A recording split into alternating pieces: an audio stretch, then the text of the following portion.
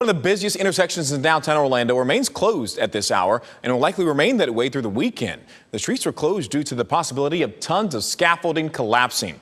Right now, Orange Avenue is closed between Central and Jackson, and both Church Street and Pine Street are closed between Garland Avenue and Court Avenue. Western News investigative reporter Greg Fox joins us live in downtown. And Greg, this is right in the heart of the business district. It is, and so that's why you got Orlando police, not just at this intersection where we are at Orange and Church, but also in the blocks that are all around this intersection here. The officer there with the temporary fencing, talking to some of the workers, also making sure that everybody is staying away from the dangerous area, and that is where this scaffolding is on the side of what used to be the SunTrust Center. And of course, the scaffolding is on the north end of the building, it's on the east end of the building, and right now the contractor is saying it's working on a plan to take it down. I understand it, but that's not. People who can't get to where they want to go in downtown Orlando. Streets are closed. Restaurant business drying up. We have lost so much customer here. And workers making long walking detours in blistering heat. Driving a lot of business away, driving a lot of people away.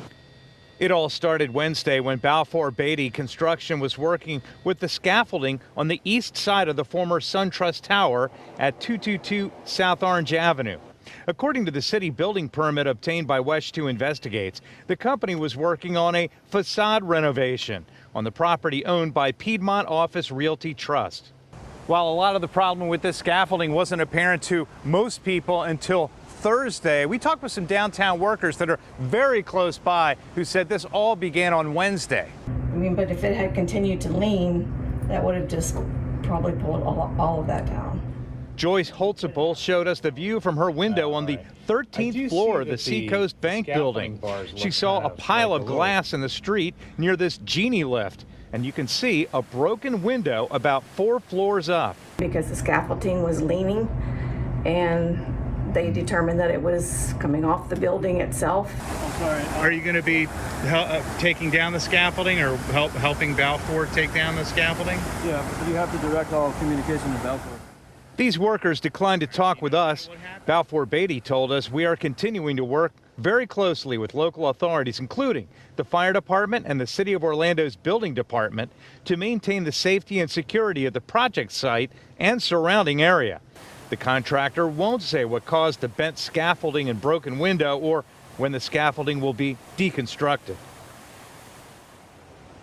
Now, again, these street closures will be going on likely through the weekend, but it is a fairly small area, and we found that there's still plenty of parking in downtown. For example, the Plaza Garage, which is where you'll find the downtown movie theater, that is still open, expected to be open during the weekend, and you can get to it coming in from the east side of Church. In downtown Orlando, Greg Fox, West 2 News.